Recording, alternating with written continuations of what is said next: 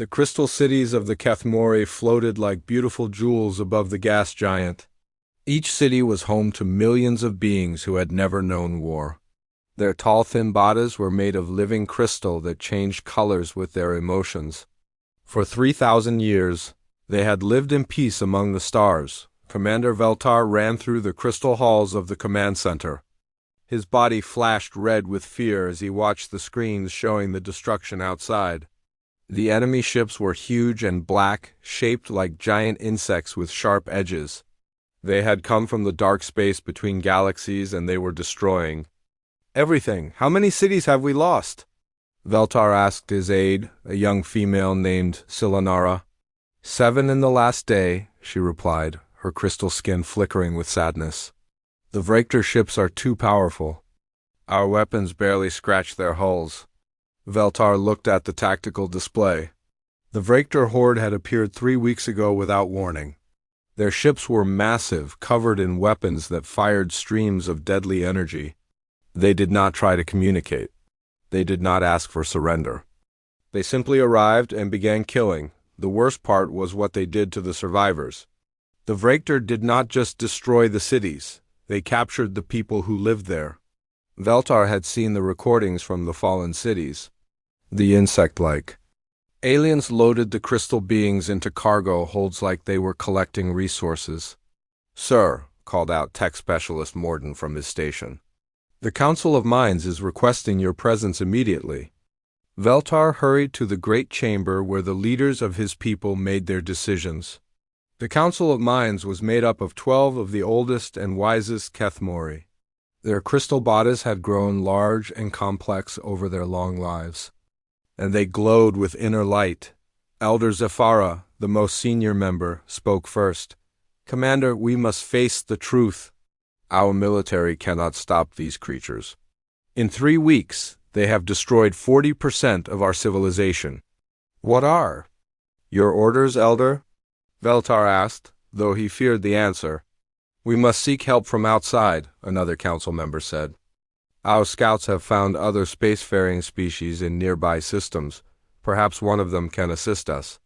Veltar activated the holographic display that showed the local region of space. Several star systems were marked with different colors, representing the various alien species they had discovered over the years. "The Thurni Empire is too far away," Veltar said, pointing to a cluster of red dots. "By the time they could respond, we would all be dead or captured." "What about the Zelic Federation?" asked Elder Zephyra. "They are peaceful traders," Veltar replied. "Their ships are not built for war. They would be as helpless as we are." The council members looked at each other with growing desperation. Their crystal bodies flickered with colors of fear and uncertainty. Then young Silanara spoke up from her position near the door. "What about the beings from the Sol system?" she asked quietly. All eyes turned to her. Elder Zephyra's light dimmed. With confusion, "The Sol system? Our xenobiologists have classified that world as a Class 12 death world. No intelligent life could evolve there." "But sir," Silanara continued, "our long-range sensors have detected artificial structures in that system. Ships moving between planets.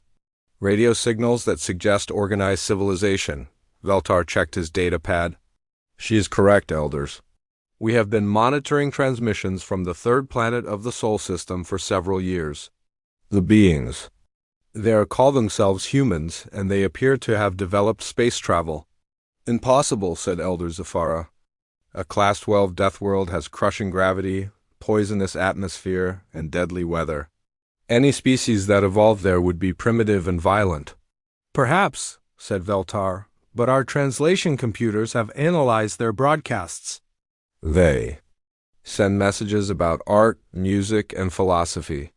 They appear to be a peaceful species that has somehow mastered technology despite their harsh environment." The council debated for hours while more reports came in of Vrektor victories. Another 2 cities had fallen, and the enemy fleet was moving toward the capital world. Time was running out. "Very well," Elder Zephyra finally decided. "We will send a distress signal to these humans. If they have advanced technology, perhaps they can help us negotiate with the Vrektor." "Negotiate?" Veltar asked. Yes, surely any intelligent species can be reasoned with.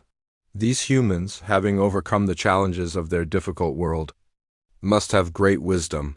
They will know how to make the Vrektor understand that this destruction serves no purpose. Veltar was not so sure, but he had no better options. He returned to the command center and began composing the message. The universal translator would convert their words into the mathematical language that all spacefaring species could understand. "Greetings, peaceful beings of the Sol System," he began. "We are the Kethmori Confederation, and we are dying. A hostile force called the Vrektor has invaded our space. They kill our people and destroy our cities. We have heard your transmissions speaking of art and beauty and peace. Please, if you have the wisdom to help us find a solution to this conflict, we beg you to come quickly." The message was sent toward the Sol System at faster-than-light speed. It would take several days to reach the humans and several more days for them to respond. Veltar could only hope that these mysterious Deathworld beings would prove to be the peaceful philosophers he believed them to be. As he watched another city die on the tactical display, Veltar whispered a prayer to the Crystal Mothers. "Please, let them come," he said. "Please let them have the words to make this madness stop." He had no idea that he had just called upon the most dangerous species in the galaxy for help. The humans were indeed wise, and they did understand conflict very well. They understood it so well that they had become experts at ending it permanently. Captain Jake Morrison was 3 cups of coffee into his morning routine aboard the Exploration Ship Ranger when the alien message arrived. He was a career space officer, 42 years old, with gray starting to show in his brown hair. He had been exploring the outer systems for 5 years, mapping new worlds and looking for signs of intelligent life. Lieutenant Kate Sullivan, his first officer, brought him the decoded transmission. She was younger than Morrison, with red hair and sharp green eyes that missed nothing. She had been his second in command for 3 years, and he trusted her judgment completely. "This is interesting, Captain," she said, handing him the datapad. "First contact with an alien species, and they're asking for help." Morrison read the message twice. "They think we're peaceful philosophers?" "Apparently so. They've been listening to our cultural broadcasts, music, art, educational programs. They seem to have concluded that we're a species of wise, gentle beings who have transcended violence." Morrison almost laughed. "Kate, run a long-range sensor sweep toward the coordinates they gave us. Let's see what kind of trouble they're in." The results appeared on the main screen within minutes. The sensors showed massive energy signatures, the kind that came from large-scale space battles. Entire planets were under bombardment. The destruction was enormous. "Holy hell," Morrison muttered. "Kate, how many ships are we looking at?" "At least 30 large vessels, sir." "And they're not just fighting a war. They're committing genocide. The energy readings suggest they're systematically destroying population centers." Morrison stood up and walked to the view screen. Somewhere out there, an entire civilization was being wiped out, and they had asked Earth for help. They thought humans were peaceful negotiators who could solve their problem with wise words. "Kate, send a message to Earth Command.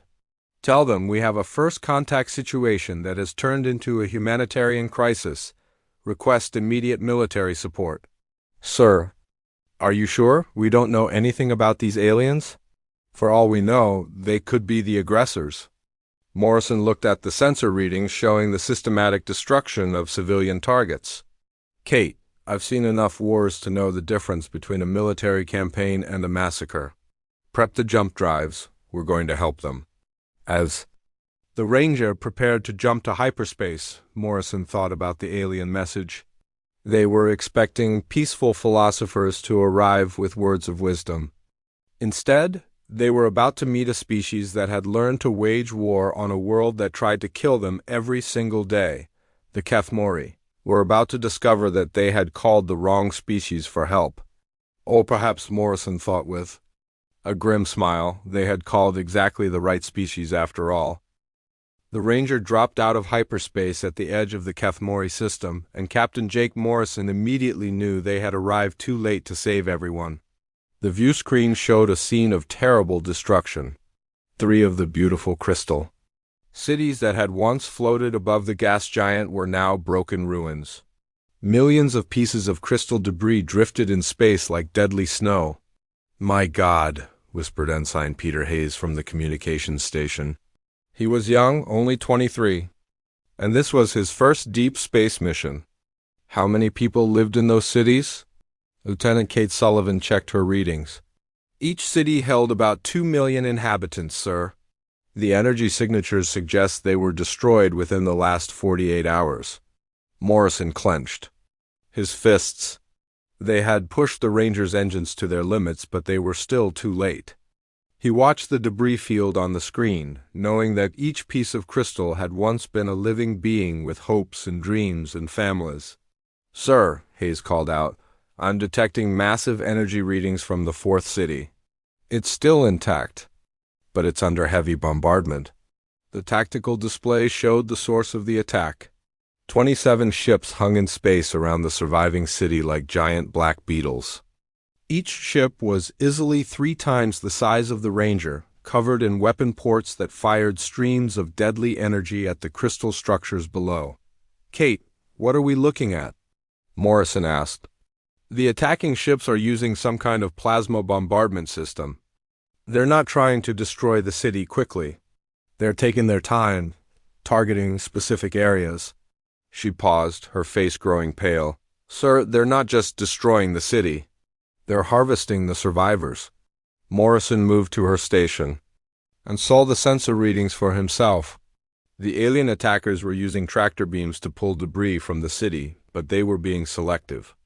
They were only taking the pieces that still contained life signs. "They're collecting prisoners," Morrison said quietly. "These bastards are slave traders." "Sir, we have a small ship approaching from the direction of the 4th city," Hayes reported. "It's badly damaged and leaking atmosphere. The design matches the architectural style of the cities." "Bring it aboard," Morrison ordered. "Medical team to the shuttle bay. We have incoming wounded." 10 minutes later, Morrison stood in the shuttle bay watching as the alien survivors were brought aboard. There were only 3 of them, and they were unlike anything humans had ever seen. Their bodies were made of living crystal that changed colors as they moved. The leader was tall and thin, with complex patterns of light flowing beneath his translucent skin. "I am Commander Veltar of the Kethmori Defense Force," the alien said through the universal translator. His voice was musical, like wind chimes in a gentle breeze. "You came. We knew the peaceful Terra dwellers would understand our plight." Morrison looked at the alien commander, then at his own crew.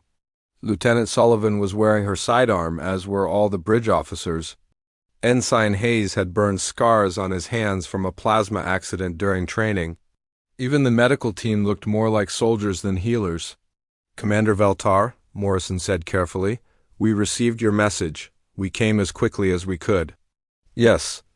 Yes," Veltar said, his crystal body flickering with colors that Morrison guessed meant hope and relief. "Your people are gardeners and artists, correct? Builders of beautiful things? We have monitored your transmissions for years. You send music and poetry across the stars. Surely you can help us negotiate with the Vrektor." "Negotiate?" Morrison asked. "Yes, you are wise beings who have learned to live in harmony despite your difficult world. The Vrektor are destroyers, but they must have reasons for their actions. You will know the right words to make them understand that war is unnecessary." Morrison felt a cold weight settle in his stomach. The alien commander continued talking, his voice full of desperate hope. "We have studied your cultural transmissions. You speak of peace, of working together, of solving problems through understanding. This is why we called for you. The Vrektor have superior weapons, but they lack wisdom. They will listen to a species that has transcended violence." "Lieutenant." Sullivan stepped forward. "Sir, I'm picking up 3 ships on an intercept course. They're moving fast and their weapons are charged." Morrison looked at Commander Veltar, who was waiting for reassurance that the humans would solve everything with gentle words and peaceful negotiation. Then he looked at the tactical display showing 3 heavily armed alien ships approaching with clear hostile intent. Commander, Morrison said quietly, I need you to understand something about humans. We're not quite what you think we are. Before Veltar could respond, the ship's alarms started blaring. The first Vector vessel appeared on the view screen, and Morrison got his first good look at humanity's newest enemy. The ship was massive and black, shaped like a giant insect with a curved shell covered in weapon ports. It looked like something that had been designed by nightmares. Incoming transmission, Hayes reported. Put it on speaker, Morrison ordered. The voice that came through the speakers was harsh and grinding, like metal scraping against stone. The universal translator converted it into English, but the menace in the tone was clear in any language. Small ship, you carry the crystal prey. Surrender them now, and you will be permitted to leave. Refuse, and you will be destroyed. Morrison looked at Veltar, whose crystal body was now flashing with colors of terror and confusion. The alien commander had expected the humans to begin diplomatic negotiations. Instead, Morrison walked to the weapons console and began entering firing sequences.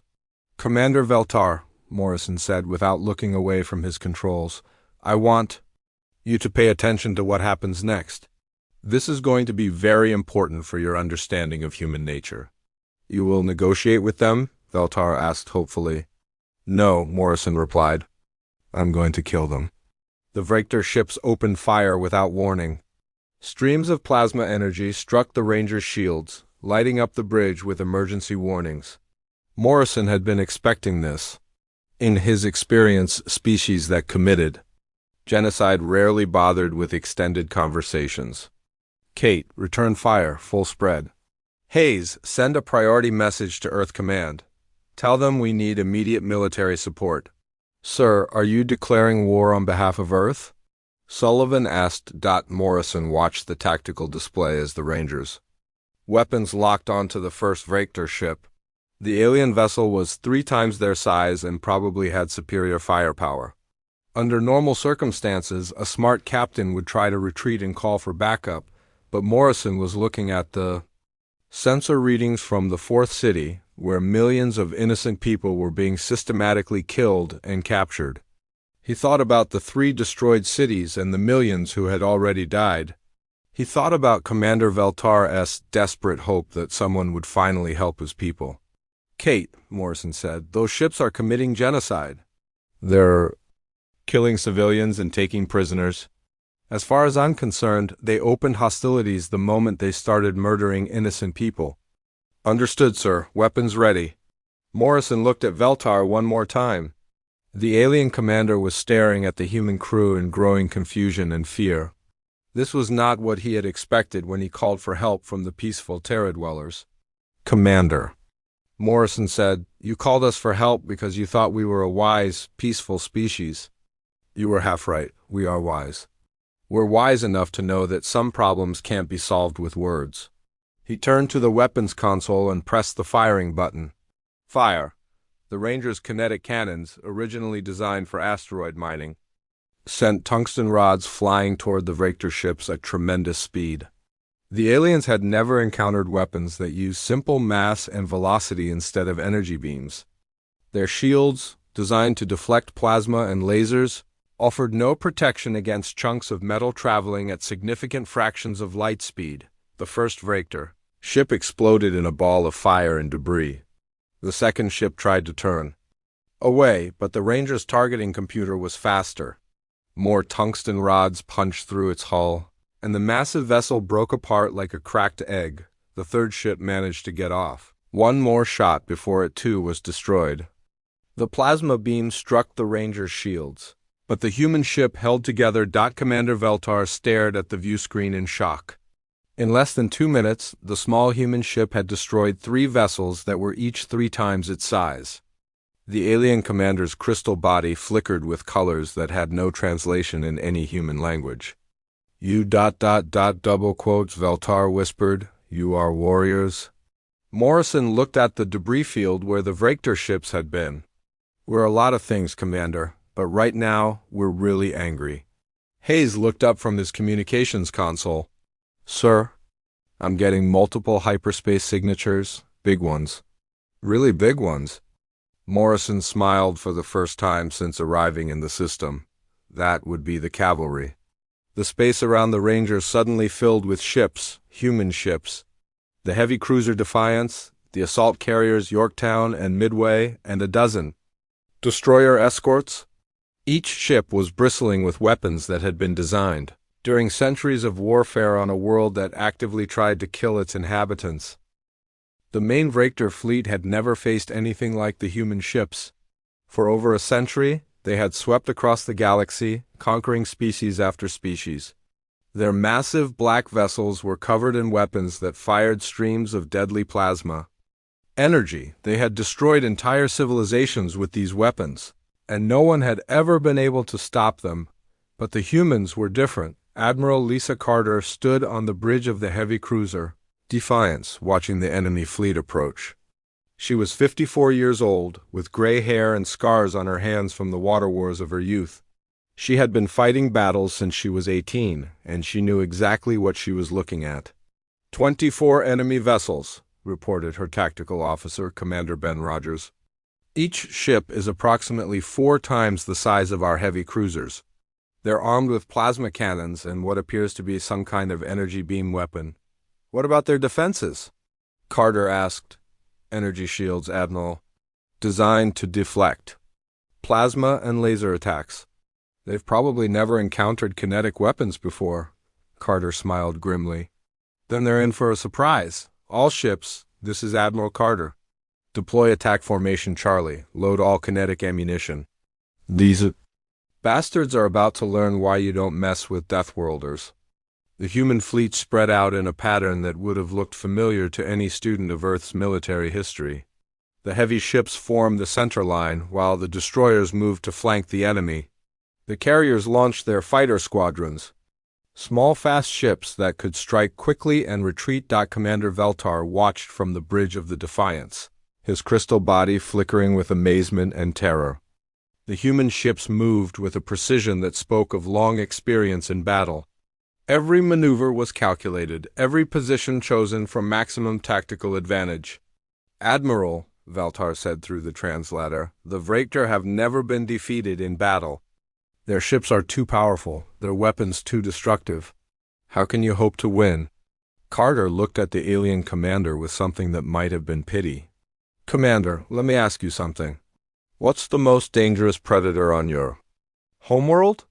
Veltar's crystal patterns shifted with confusion. We have no dangerous predators. Our world is peaceful. All life exists in harmony. That's your problem, Carter replied.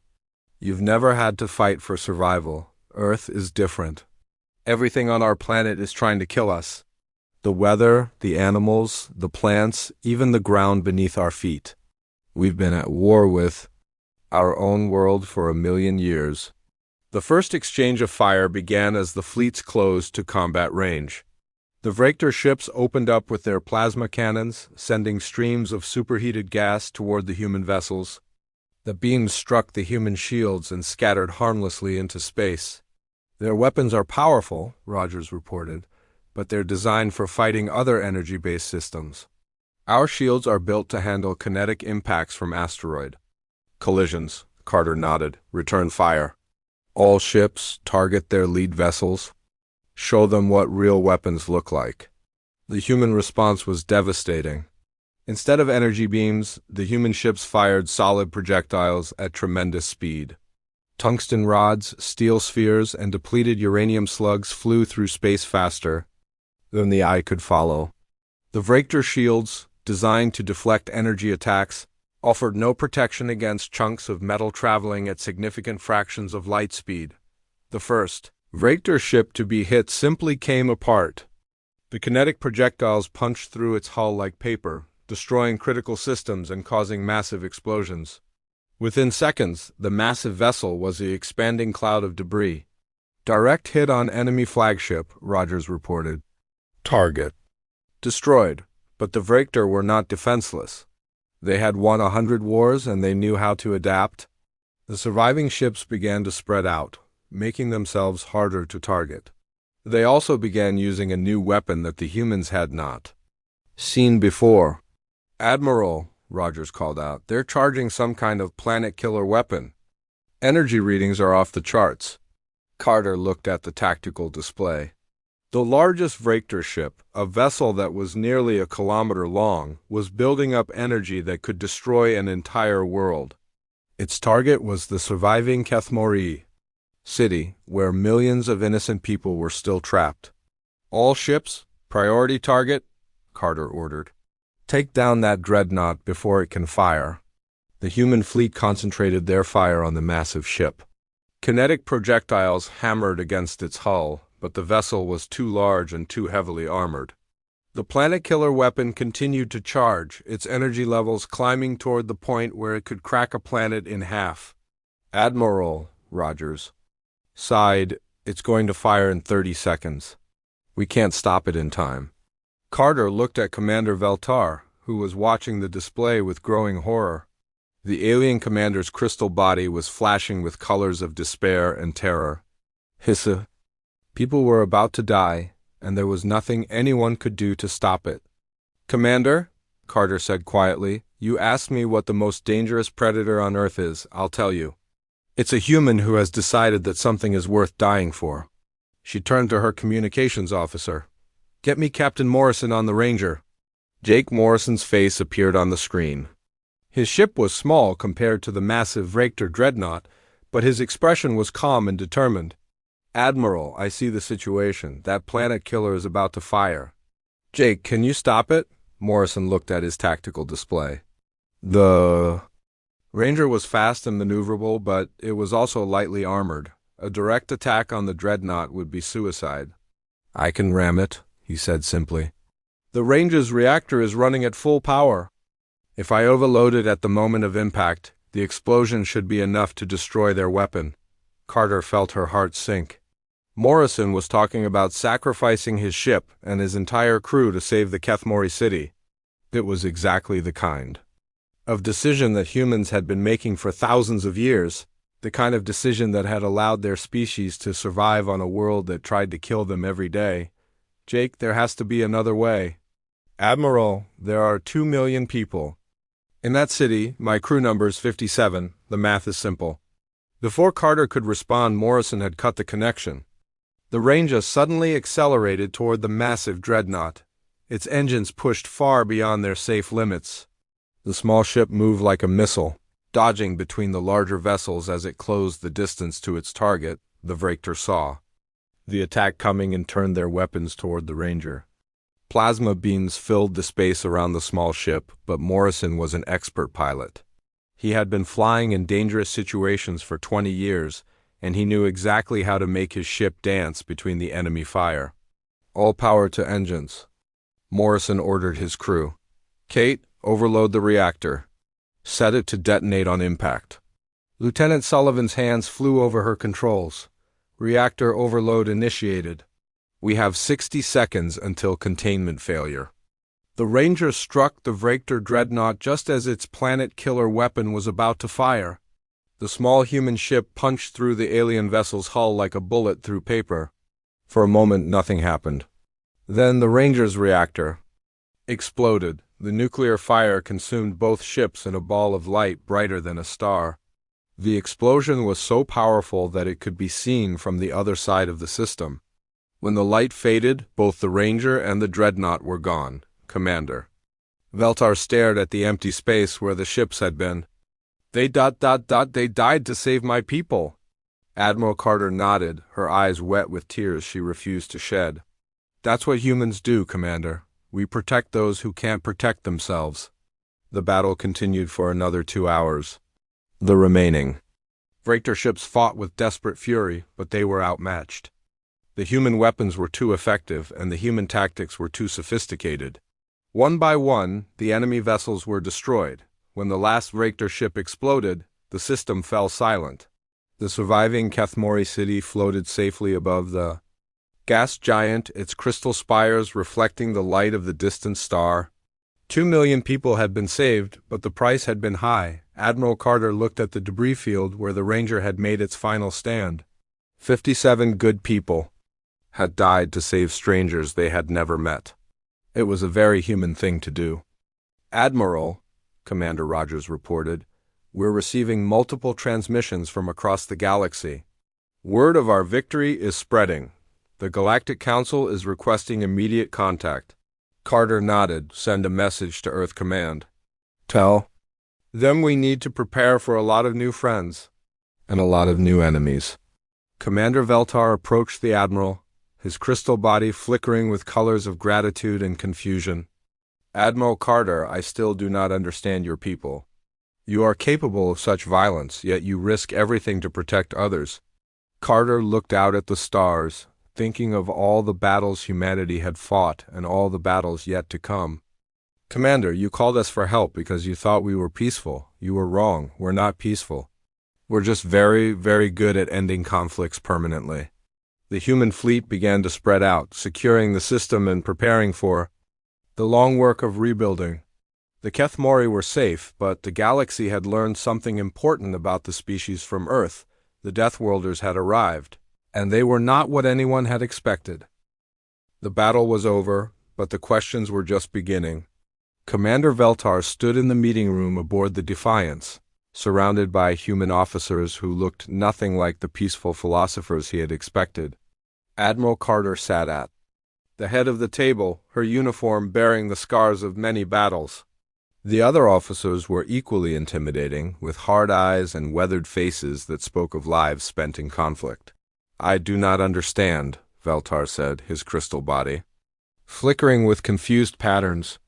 "Your cultural transmissions spoke of peace, of art, of working together. How did you become such effective warriors?" Admiral Carter activated the holographic display in the center of the table.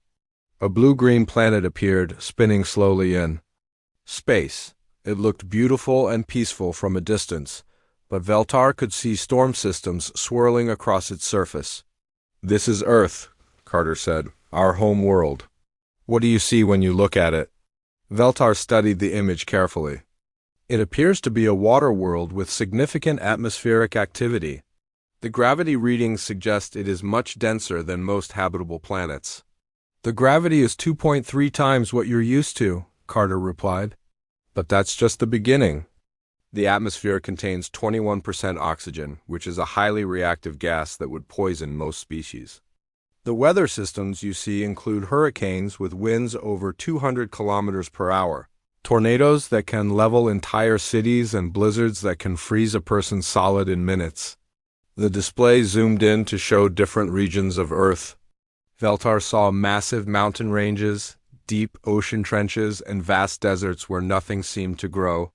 "The surface temperature ranges from -60 degrees to +70 degrees Celsius, Carter continued. "We have earthquakes that can split the ground open, volcanoes that can bury entire regions in ash, and floods that can wash away everything in their path." Veltar's crystal patterns shifted to show growing amazement. "How does any life survive in such conditions?" "It's becoming very, very tough," said Commander Rogers, Carter's tactical officer. "But it's not just the environment that's trying to kill us. The life forms are dangerous too." The display changed to show various Earth animals. Veltar saw creatures with massive teeth and claws, others with deadly poison, and some that hunted in coordinated groups. "These are some of our predators," Rogers explained. "This one is called a tiger. It can kill an adult human with one bite. This is a great white shark. It can sense a drop of blood from 5 kilometers away. And this is a grizzly bear. It weighs 400 kilograms and can run faster than our fastest human." "But surely these creatures are rare?" Veltar asked. Carter shook her head. "Earth has over 375,000 species of predators. We share our world with creatures that see us as food. Even our plants are dangerous. Many of them produce toxins that can kill us if we eat them." The display showed a map of Earth with red dots marking dangerous locations. There were thousands of them, spread across every continent and ocean. "Commander," Carter said, "imagine growing up on a world where everything is trying to kill you, where you have to fight for every meal, where you have to build shelter that can survive earthquakes and hurricanes, where you have to constantly watch for predators that want to eat you." Veltar was quiet for a long moment. His crystal body had stopped flickering and was now glowing with a steady light that the humans had learned meant deep thought. "You evolved to survive in constant danger," he said finally. "Exactly. And when we started fighting each other, we got very good at it very quickly. We've been at war for our entire history. We learned to make weapons from sticks and stones. We learned to coordinate attacks, to plan strategies, to use our environment against our enemies." The display changed again, showing human military history.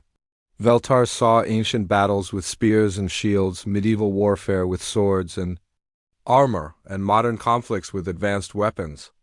"We've been perfecting the art of war for over 1,000,000 years, Carter continued.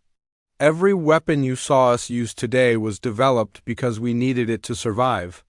Our kinetic weapons were originally designed to hunt the large predators on our world. Our tactical formations were created to fight enemies that were bigger and stronger than us." "But your cultural transmissions," Veltar protested. "You speak of peace, of cooperation." "We do value peace," Carter replied. "But we understand that sometimes you have to fight for it. We learned long ago that the best way to protect something is to be willing to destroy anything that threatens it." Commander Rogers leaned forward. "Commander, let me ask you something. On your world, how do you handle disagreements?" "We discuss them until we reach consensus," Veltar replied. "All voices are heard, all opinions are considered. We believe that any problem can be solved through patient negotiation. And if someone refuses to negotiate? If they simply take what they want by force?"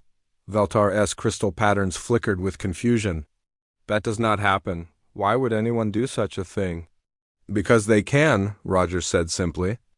"Because they're stronger, or because they want something you have.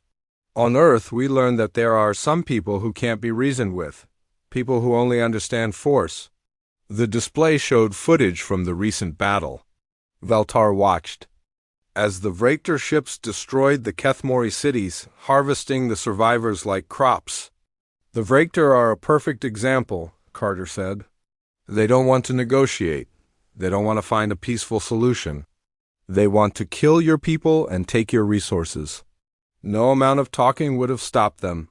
"But Captain Morrison and his crew," Veltar said quietly, "they died to save people they had never met. Why would they do such a thing?"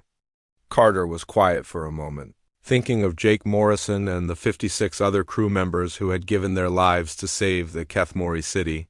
"Because that's what humans do," she said finally. "We protect those who can't protect themselves. It's not about logic or strategy. It's about what's right." The meeting room fell silent. Veltar looked around at the human officers, trying to understand the contradiction he saw in them.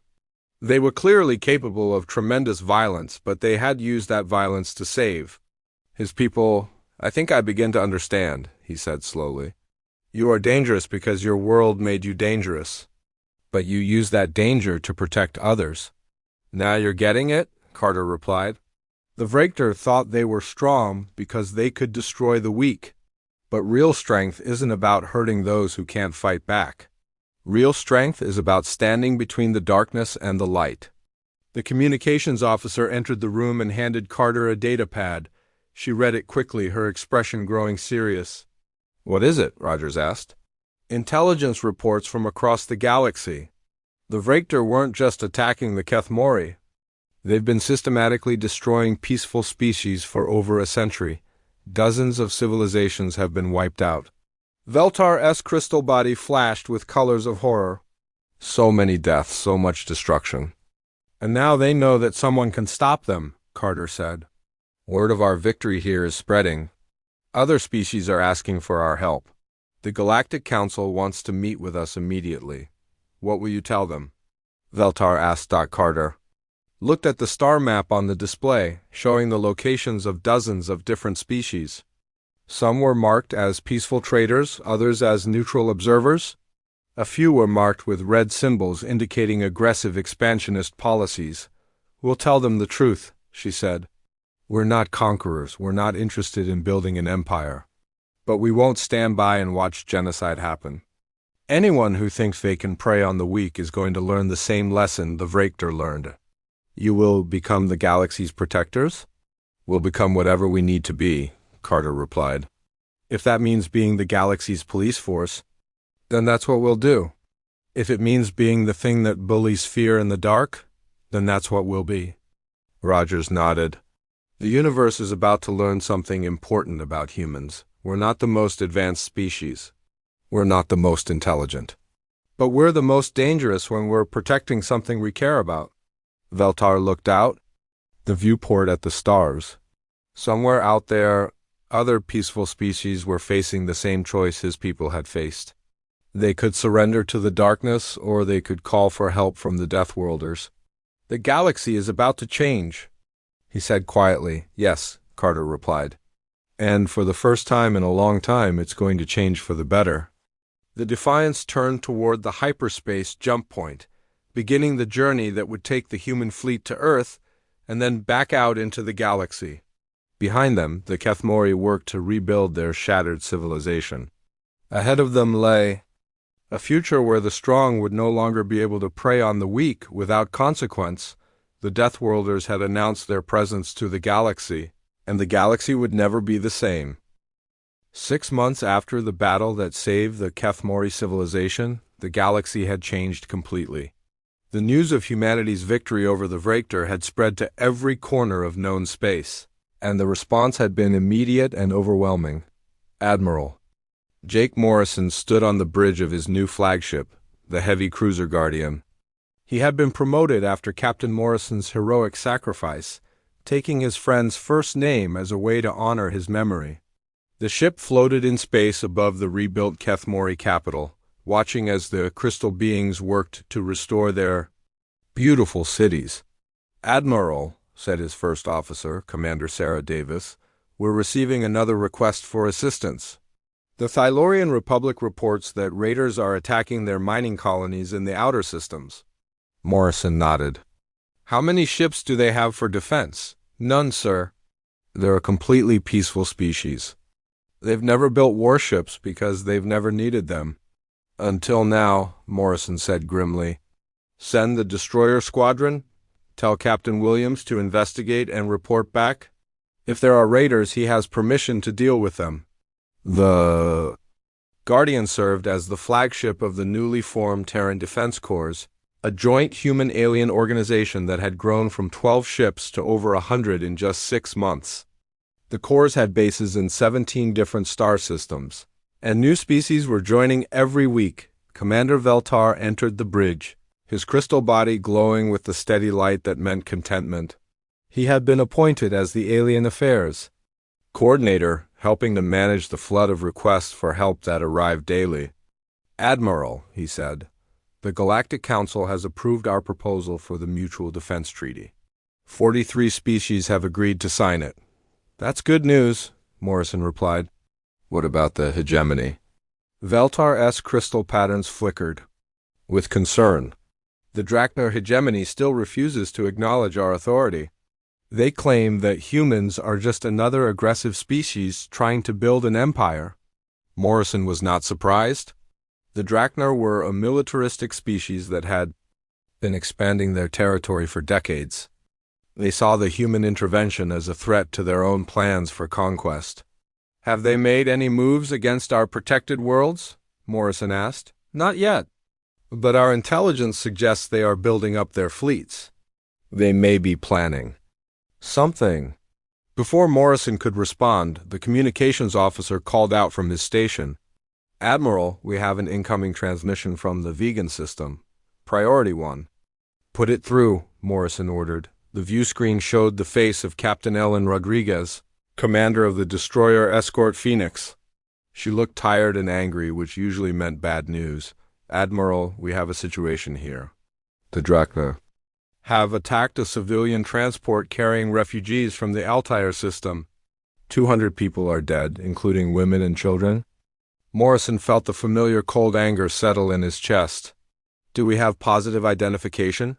Yes, sir. The attacking ship broadcast Drachner military codes. They wanted us to know it was them. Where is the Drachner ship now?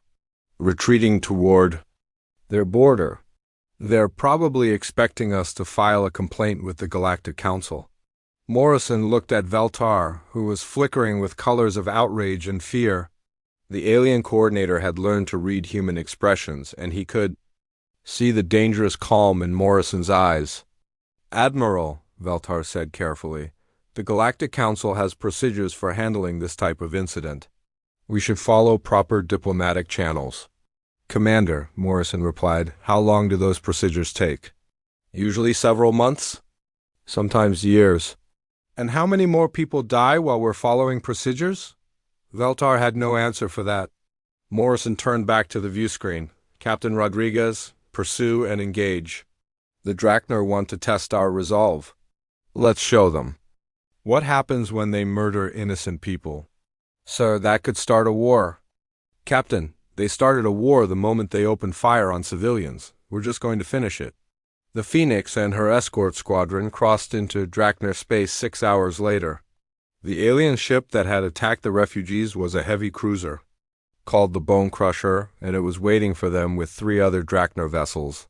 The battle was short and decisive. The Drachner had powerful weapons and thick armor, but they had never faced human tactics. The Phoenix squadron used coordinated attacks and superior mobility to destroy all 4 enemy ships in less than an hour. The message was clear: attacking civilians under human protection would result in immediate and overwhelming retaliation within days. The Drachner government requested a meeting with the Terran Defense Corps. The meeting took place on a neutral space station, with representatives from both sides and several Galactic Council observers. General Marcus Thompson, the overall commander of the Defense Corps, sat across from the Drachner war leader, a massive reptilian creature named Tysak. The alien was twice the size of a human, with sharp teeth and claws that could tear through metal. "You dare attack our ships in our own territory?" Tysak growled through the translator. "Your ships attack civilians," Thompson replied calmly. "We responded appropriately. The Drachner hegemony has been expanding for 3 centuries. We will not be stopped by one small species from an insignificant world." Thompson leaned forward. "Let me make something clear. We don't care about your expansion. We don't care about your territory. We don't care about your politics, but if you attack innocent people, we will stop you. Permanently." Tysak's claws scraped against the table. "You think you can threaten us? We have 1,000 ships. And we have something you don't," Thompson said. "We have a reason to fight that goes beyond conquest and glory. We fight to protect those who can't protect themselves." The negotiations continued for hours. In the end, the Drachner agreed to a ceasefire and promised to avoid human-protected worlds. It was not a perfect solution, but it bought time for the peaceful species to build their own defenses. As the months passed, the Terran Defense Corps continued to grow. New species joined the alliance every week, contributing resources and personnel to the common defense. The humans provided the military expertise and the willingness to fight, while the aliens contributed technology and intelligence. The Kethmori developed new shield systems that could protect entire planets. The Thylorians created advanced sensors that could detect hostile ships from enormous distances. The vegan colonists built manufacturing facilities that could produce weapons and supplies for the entire alliance. But the most important contribution came from the species that had originally called for help. They provided something that the humans had never had before, a cause worth fighting for that extended beyond their own survival.